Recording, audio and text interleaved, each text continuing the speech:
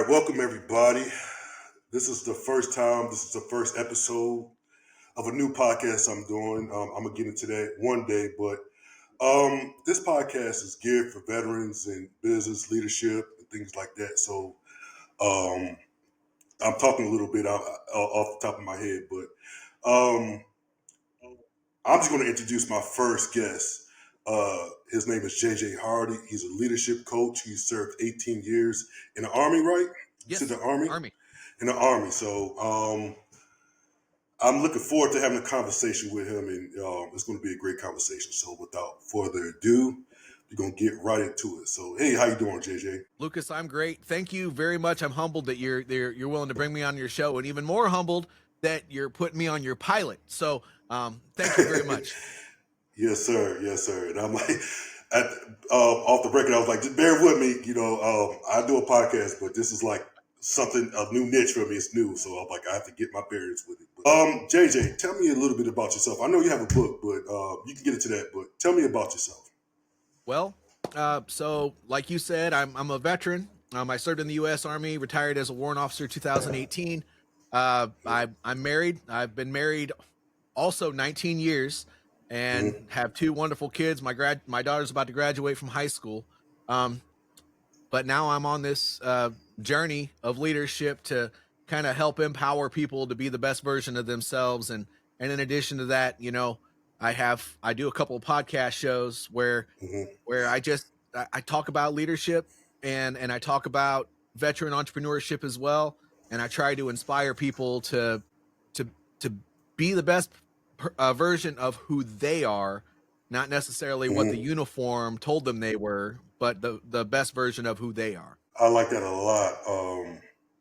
So talk to me a little bit about the how the military uh, leadership has helped you, or maybe harms you. You talked about like being the best that they can be, not what the military tells them what they are, but like what is help me because I've never been in the military, Sure. so help me understand a little bit about what you just said right Sure.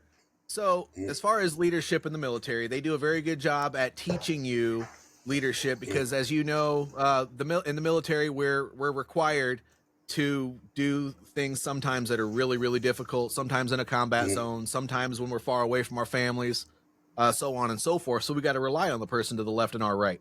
So Mm-hmm. leadership, the lessons that they teach us are extremely important.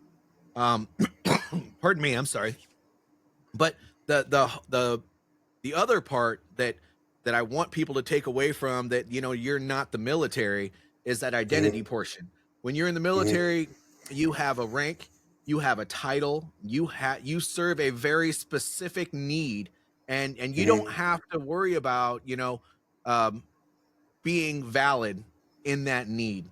You Mm-hmm. people are always sent to you. You know what you're going to do. You wake up in the morning, you do exercise, you take an hour and a half off, you show up, you do your job, and then you end at about 5 o'clock or maybe 10 o'clock. It just depends on what the mission requires that day.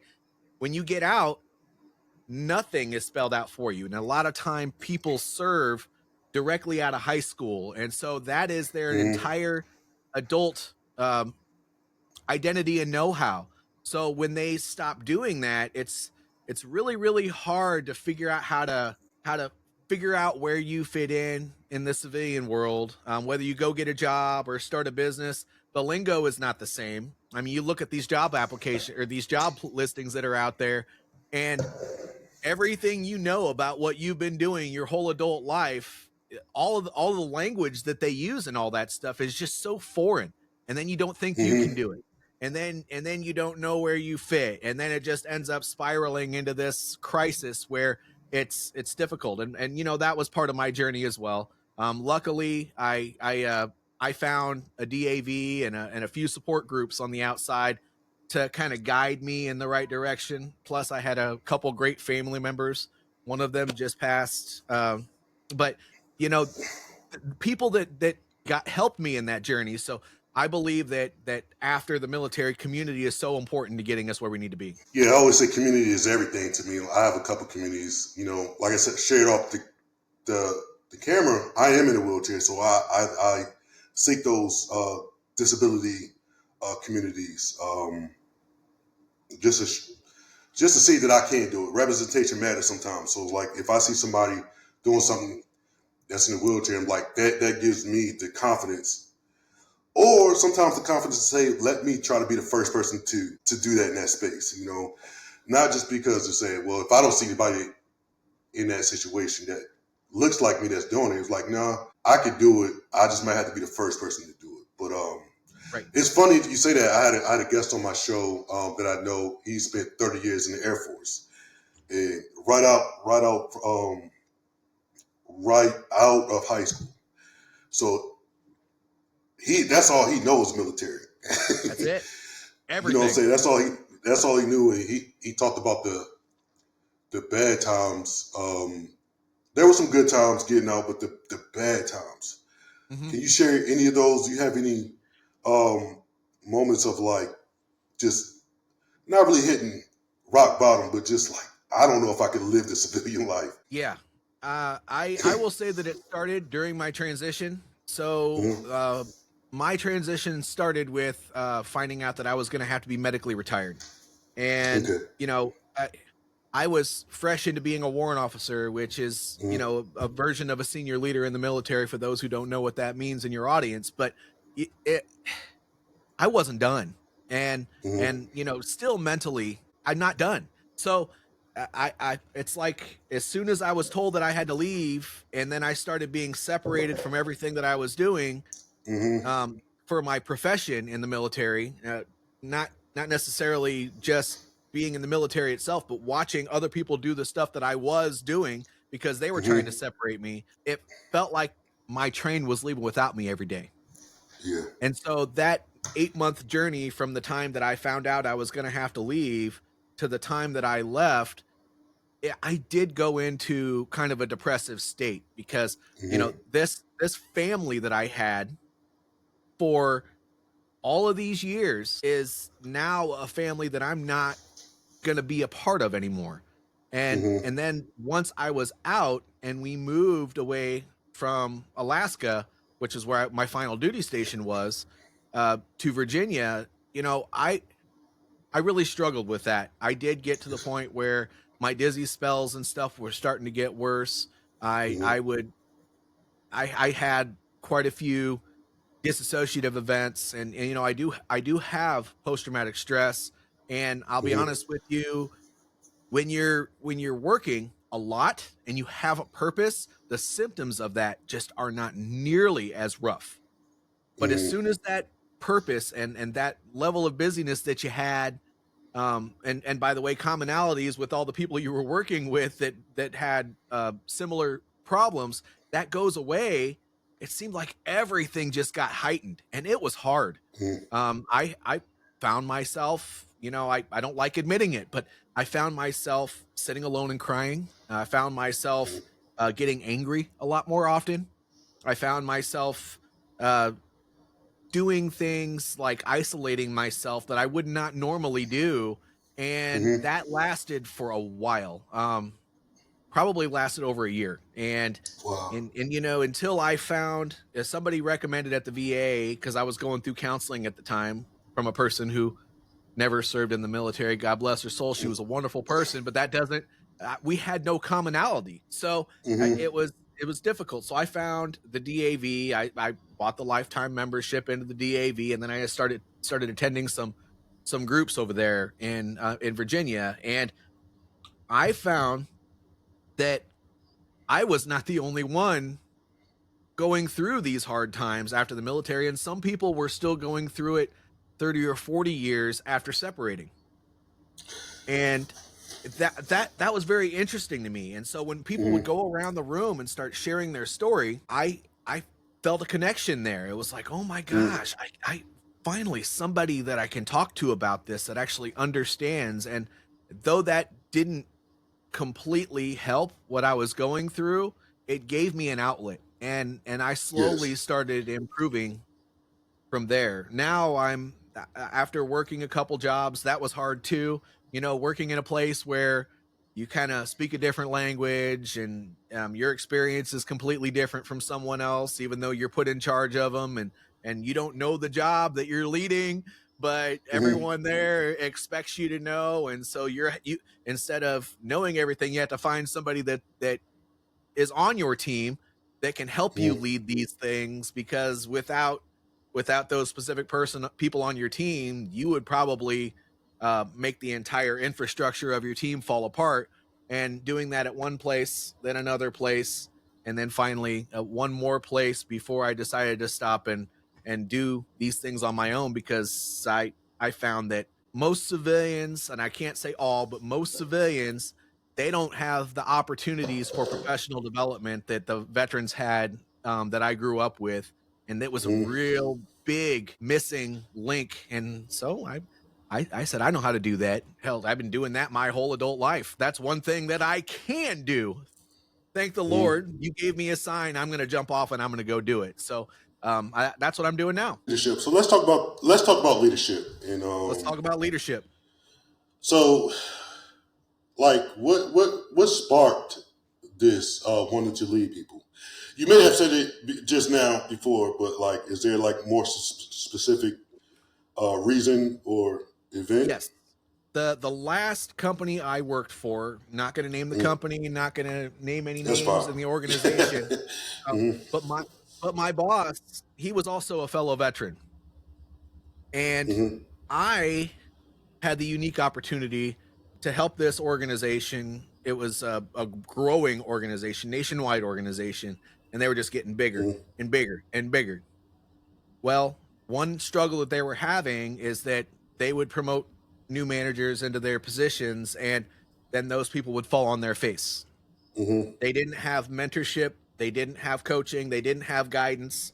They had, well, you were a really, really good uh, employee, Hmm. so now you're going to go on and you're going to be a really, really good manager.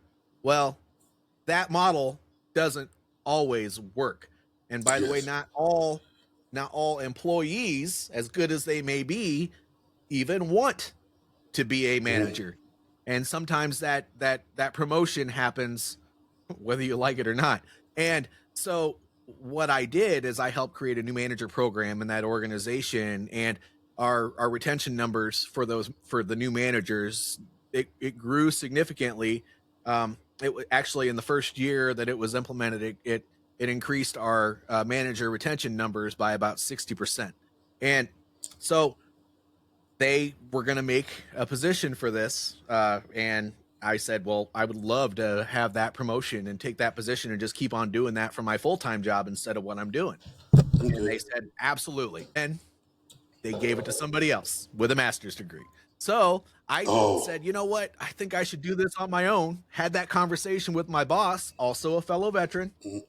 And he Hmm. said, and he encouraged me. He said, JJ, if they're not going to hire you to do it, you should go do this for other organizations. And I did. Yes, So sir. Hmm. that's what kind of got me to where I am now. And it does, and it's not because I'm this new unique, wonderful expert in Hmm. leadership or anything like that.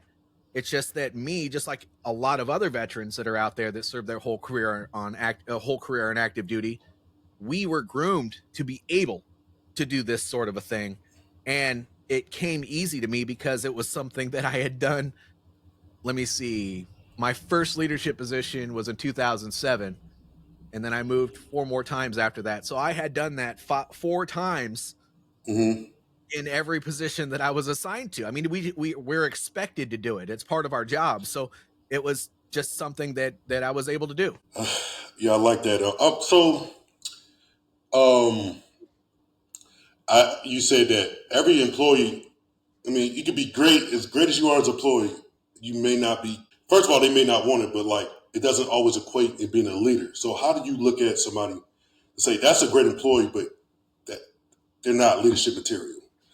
Well, if they're wanting to do it, I Hmm. think they are leadership material. Leadership Okay. can be trained. Hmm. It requires a certain mindset and a certain set of qualities. Primarily, that quality is now you're not just on the ground doing the work. Now Hmm. you are required to take your wants and needs and put them to the side and make sure now that everybody on your team's wants and needs are put before your own.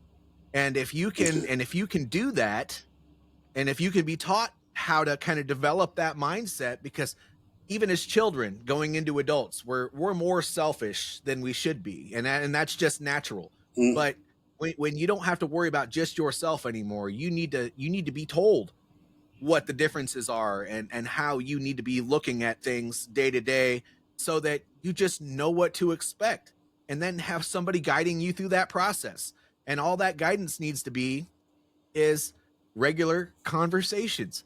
It's not rocket science. It's not Mm-hmm. something that you need to be brilliant to adapt. It just takes time, patience, and regular conversations from somebody who has had to go through the same thing before. And without that, I would say not every new manager is going to fail, but I would say that there are going to be a lot of them that do, because they're in the military. We have this saying called, when you're thrown into something new that you've never had to do before, that you have to learn baptism by fire. Well, Mm-hmm. that works to a certain extent, but if you don't but with the guidance, your level of success and the speed of that success increases significantly. Okay. That's good because I was in my mind. I don't know if this is a military thing, but I was like, you kind of have to be born with them leadership qualities. Like, Yep. it's that's how I always saw it. So it's like you either Mhm. got it in you or you don't. So what you said telling me is that you could be taught how to be a leader. If you already just want to do right by other people, Mm-hmm. then leadership can be taught, it can be developed, and you can be just this wonderful human being in Mm-hmm. an organization that just makes stuff happen. That's cool. And you talked about failing. Some leaders will fail. Like, what are some common mistakes of being a leader? Like, what are some common mistakes that leaders make sometimes? Well, especially during that transition into their first position, I would say the most popular mistake that leaders make, managers make specifically, or supervisors, is that they feel like they have to do all of the things themselves. That mentality Mm-hmm. was adopted from when they were that that blind guy who was out there doing everything by himself, because that was his or her job. Mm-hmm. But when you transition into that leadership position, one of the most important things is that if you try to do everything yourself, you're going to fall flat on your face, because now you Mm-hmm. have a team of people that help you accomplish your overall mission, instead of you having to go out there and grind and then ask all the questions all day long and then go back and grind some more. There's a different kind of grind, because you have to monitor. I don't like talking about statistics, but statistics are Mm-hmm. important. So you monitor the statistics. You walk around, if you're not in either a hybrid or a remote environment. You walk around the workplace and talk to all your employees, see how they're doing, and you kind of got to keep your finger on the pulse, so to speak. But once you do that, you figure out who your good people are that you can leverage for certain things, and who you can't, obviously, because as much as we love the people that we work with, not everybody's a superstar. Everybody Yeah. has a skill set, and that's there is that. But if you Mm-hmm. understand the strengths and weaknesses of your team, because you know who they are, then why would you go out there and try to do all the hard things that you don't think your team can handle on their own, because you're this guy who has always had to tackle it by yourself? Why would you go out and do that by yourself if you have amazing people that you can leverage to help you get that done? And that's where they Yeah. fail, in my opinion. And I like that. So, speaking about keeping your finger on the pulse and things like that, like when you're leading people, how important is to stay like adaptable? In this world where different have maybe different ages, how do I adapt to somebody in their 40s or adapt to like even cultures and like that adaptability? How is it important to be adaptable but still stay true to yourself? Well, it's important to be adaptable. I mean, that's not Mm-hmm. just being a leader. I mean, it's important to be adaptable in everything that you do. Mm-hmm. Um, the world is changing. The world is always changing. If you're in a good environment at work, the work environment is always changing. So if you're that person that thinks that you're going to continue doing the same thing over and over and over again, I mean, I believe Albert Einstein called that the definition of insanity. So Yeah. that just doesn't work. Having that open mind is that part of adaptability that is the most important, because if you're willing to listen to the people that are pushing things down and kind of understand what they're trying to do, and then help your teammates understand that things will change, we just need Mm-hmm. to figure out how to make those things happen, then that's, gosh, that there's no more important skill than that. But that is not done through just keeping people in the blue, and then when it's time to execute, telling them and making them adapt in the moment. No, that's through regular conversation and helping them grow and develop over time as employees as well. Because if you're that guy who leads from the office and then just throws things down your employees' throats, that only works for so long. Eventually you're going to lose them, and they're just going to only take what you have to say with a grain of salt. You can't influence anybody by just throwing them under the bus all the time. Yeah, like I said, I work for Walmart, and I probably shouldn't even say the name, but I've worked in retail, and I've seen some cool leaders. I've seen some not so great leaders.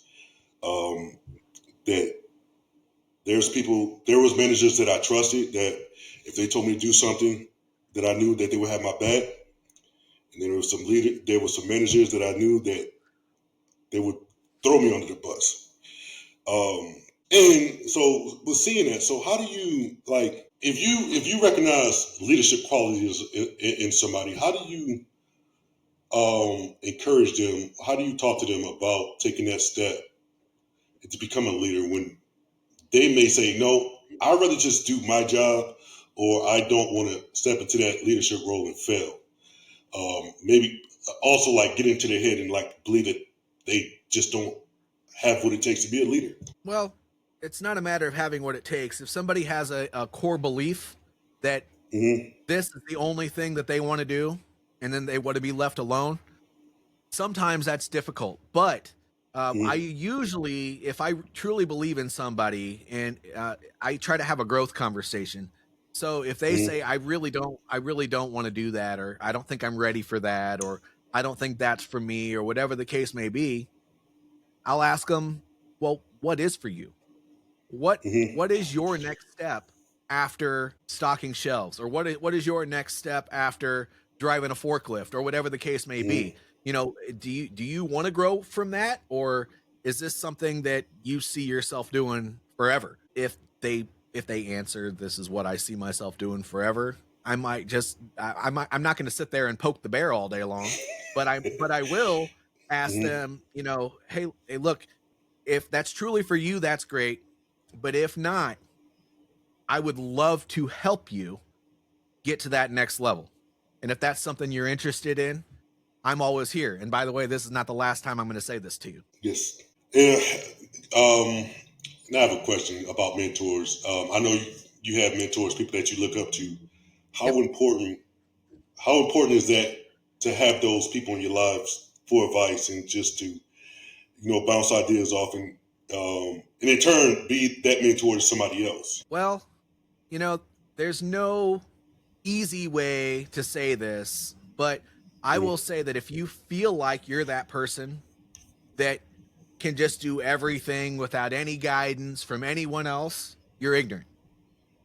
Mm-hmm. And, you know, I'm not just calling anybody who's listening to this an ignorant person, but the idea that you are just the only person that's good enough to do whatever you think needs to be done, that idea is ignorant. There's Mm-hmm. always a better way. There's always somebody who has risen above what you're doing to do bigger and better things. There's always somebody out there that's perfected what you're doing already. And thinking that your ideas are the most important, that's just, it's a mentality that has no growth. And so to for the person who wants to learn, wants to grow, wants to do bigger, better things all the time, having a coach and a mentor in your life is super important. Michael Jordan failed Mm-hmm.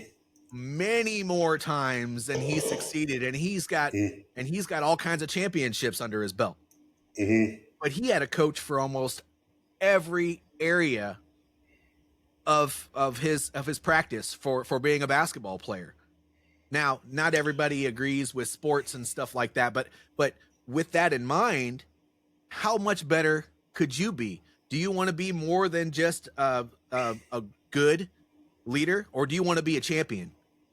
That's really what the difference between somebody who does it alone and somebody who has a coach or a mentor is. Yeah, it's funny that you bring up, Michael Jordan. I just looked at a podcast about Kobe Bryant. Reggie Miller was talking about, he was, giving him some lessons, and he was showing him some MJ moves and things like that. And he was like, that bro used those moves on me that I taught him in practice in the NBA Finals.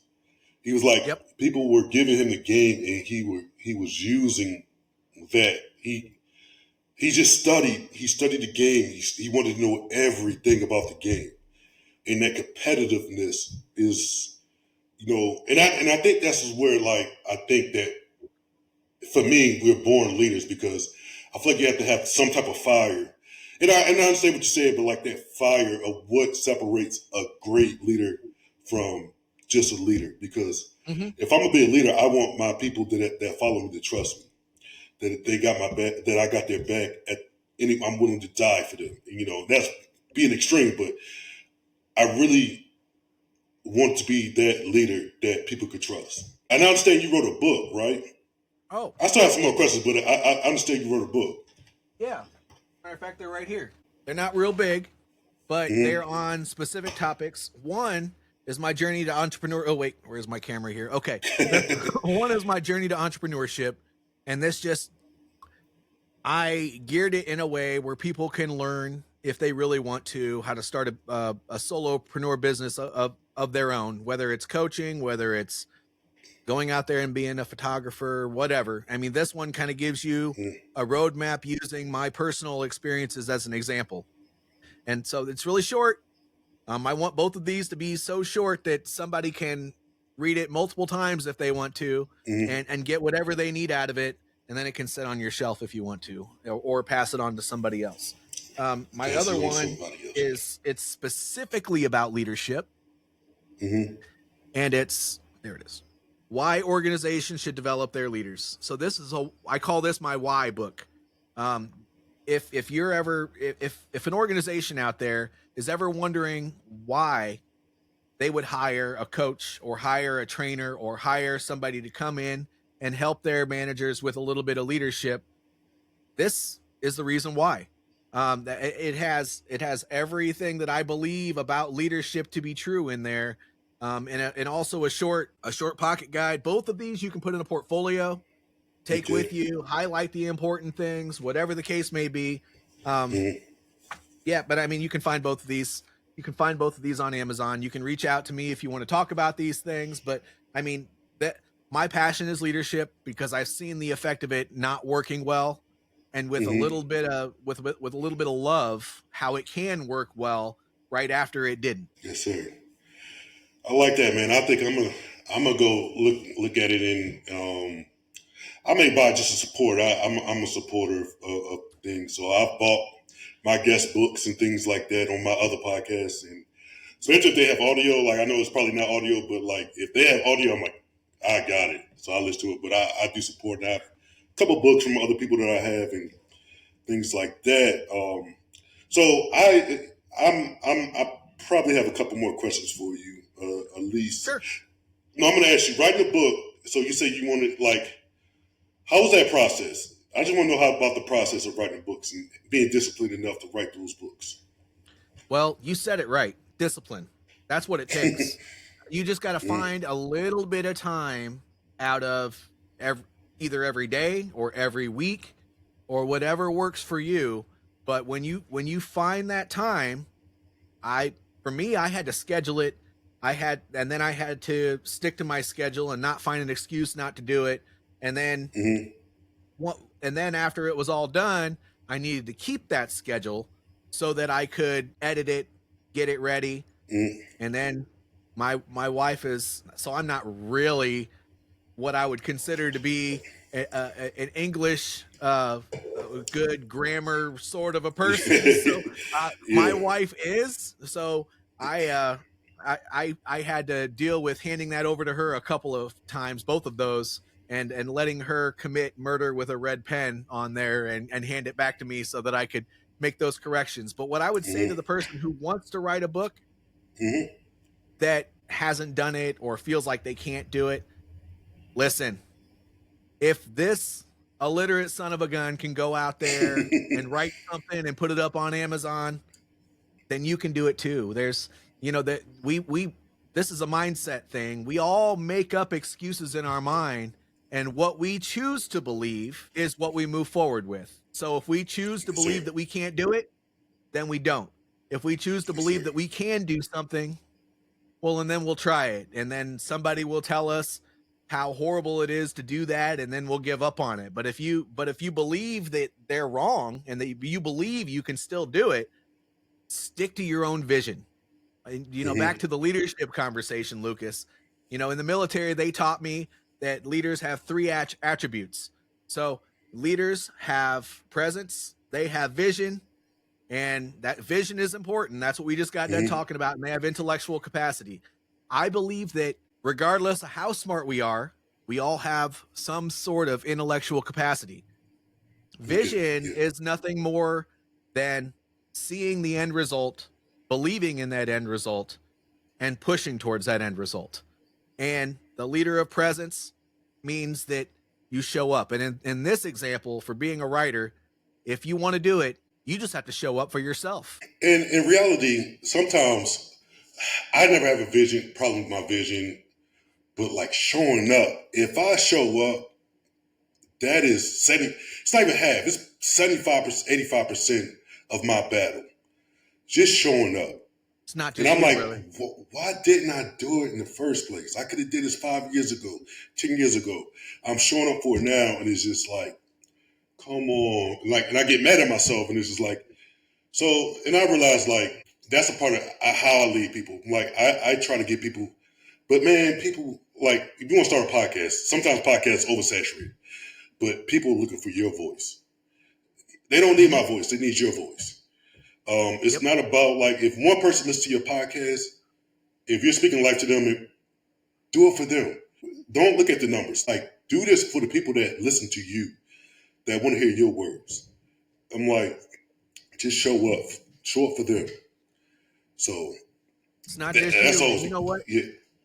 Don't ever think to yourself for 1 minute that just because you are showing up now, but you didn't show up then, that it means less now. It's what you did in the past. I don't want to say it means nothing, but it means nothing to your future.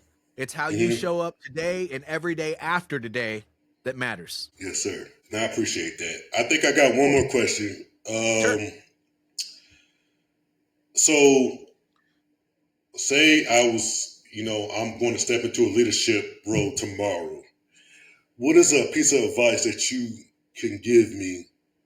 It's not comfort. I don't need comfort. I just want advice that I can stick with. And I'm like, look, I remember when JJ told me this, and it still rings true today. Well, stepping into that role where you're managing a team, the best piece of advice I can give you is that it's not about you. When you start managing a team, everything within your duty scope, from the point that you start managing that team to the point that you move on to go do something else. And actually, this is a good life advice, because it's not about you. Everything that you do should be to support your team, because if you're the manager, it's right there in the name. You're managing that team. The difference between managing and leading is that you don't try to do it yourself. You don't worry about your self-interest. You empower and delegate to those team members, and then you help them in their job. So that's kind of the definition of it's not about you. That is my best definition to somebody who first starts off in a management position. I like that a lot. I think that's good advice. JJ, I will always think about you, even if I never get the chance to talk to you again, because you were my first recording for this podcast. I appreciate the experience. I thought it was very good.